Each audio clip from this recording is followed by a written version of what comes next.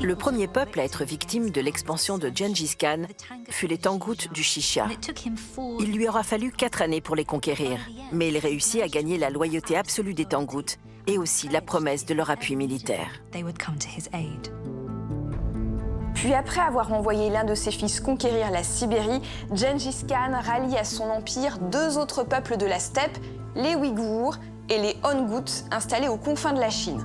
Il entame alors la conquête de cette dernière en s'attaquant à la puissante dynastie Jin qui contrôle tout le nord-ouest de l'Empire du Milieu.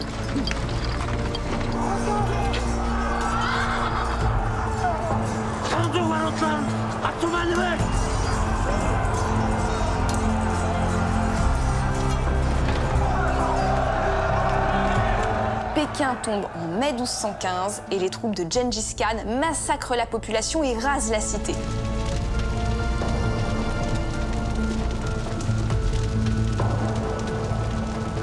Il a vraiment pris tout le monde par surprise.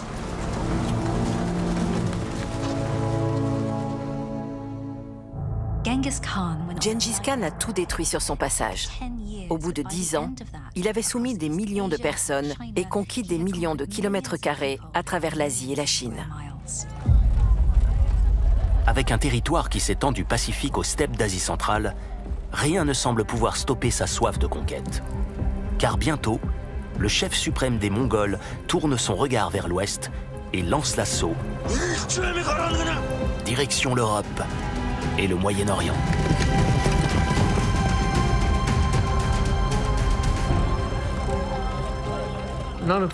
Aucun de ces peuples n'avait la moindre idée de la menace imminente qui se dirigeait vers eux depuis la steppe eurasienne, un endroit dont ils n'avaient pas la moindre connaissance.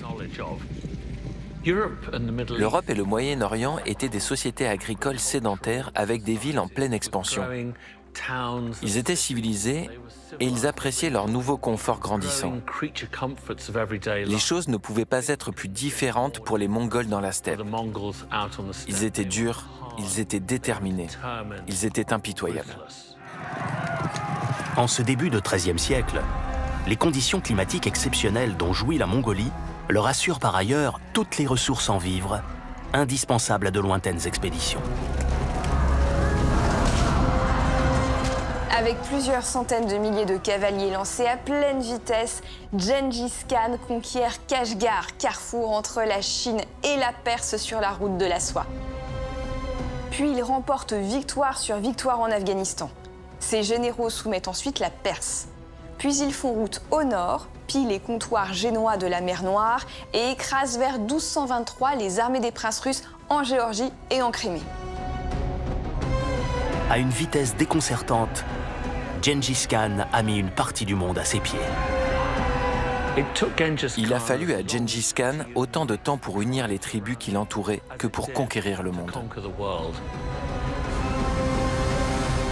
Comment cet enfant des steppes, région isolée et ignorée du monde civilisé de l'époque, a-t-il pu réaliser un tel exploit? Ce qui a alimenté le désir de Gengis Khan et du peuple mongol, c'est la conviction que leur quête était divine, que c'était leur destin et ce qu'il leur revenait de droit.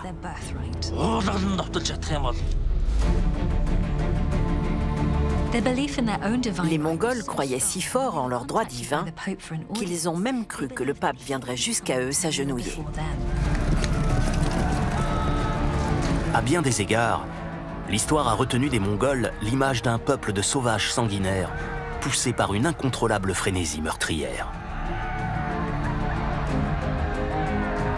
En réalité, leur stratégie militaire, loin des clichés de hordes barbares, était très travaillée.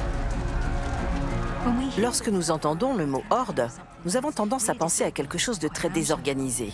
Mais la réalité est qu'ils étaient la force de frappe la plus disciplinée et qu'ils n'auraient jamais pu conquérir autant de nations, d'armées et de civilisations sans cette rigueur. Plutôt que les grands affrontements, ils préfèrent le harcèlement pour démoraliser l'adversaire. Gengis Khan avait une méthode de conquête éprouvée. D'abord, il établissait un réseau d'espions pour évaluer les forces et les faiblesses, puis il envoyait un émissaire avec pour message « Rendez-vous ou mourrez ». Mais en cas de résistance de l'ennemi, Les Mongols s'illustrent comme de redoutables meneurs de siège, notamment grâce à l'utilisation de la poudre à canon qu'ils découvrent en Chine.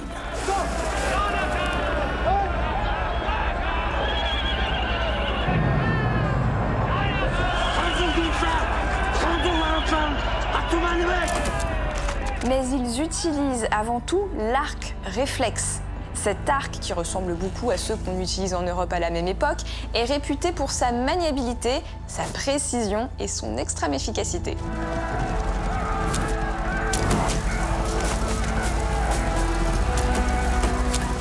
Une attaque par une armée mongole était vraiment effrayante. L'ennemi subissait des pluies de flèches et des vagues de chevaux. Des chevaux, l'autre botte secrète des troupes de Gengis Khan. Originaires des steppes mongoles, ils sont particulièrement endurants. Les chevaux ont pour la première fois été domestiqués dans la steppe. Et pour ceux qui y vivaient, le cheval représentait tout. C'était leur mode de transport. C'était aussi une source de nourriture, avec le lait par exemple, à partir duquel ils distillaient même de l'alcool. Ils les soutenaient dans leurs longs voyages et dans leurs campagnes militaires. Ces animaux sont capables de parcourir jusqu'à 100 km par jour.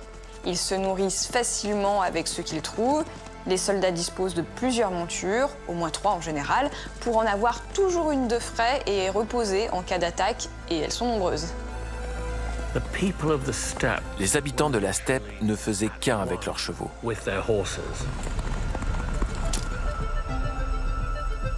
La légende raconte que les Mongols apprenaient à galoper avant même de savoir marcher.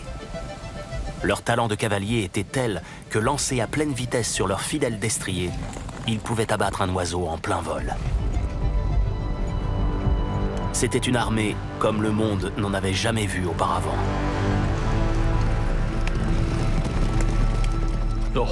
Le cheval était littéralement un cheval de guerre pour les tribus mongoles. Il permettait de combattre à une vitesse et à un rythme incroyables.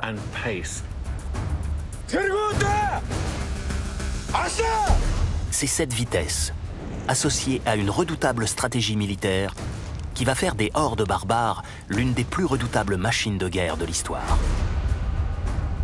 En 20 décennies de conquêtes effrénées, Gengis Khan et son armée essuient très peu de défaites.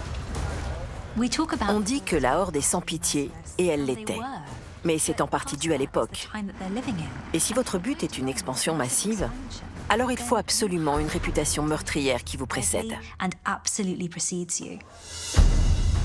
Le bouche à oreille fait partie intégrante de la stratégie de déstabilisation du leader mongol. Et elle participe aux nombreuses victoires à venir.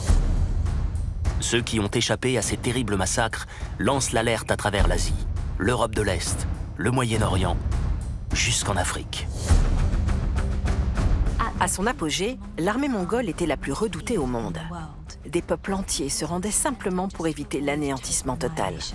Nous savons que pendant leur expansion, qui a duré environ 20 ans, 20 à 70 millions de personnes sont mortes. Soit environ 20% de la population mondiale de l'époque. Gengis Khan a créé le plus grand empire terrestre continu de l'histoire et pendant un siècle, il a été craint dans le monde entier. Il a semé la terreur chez ses ennemis.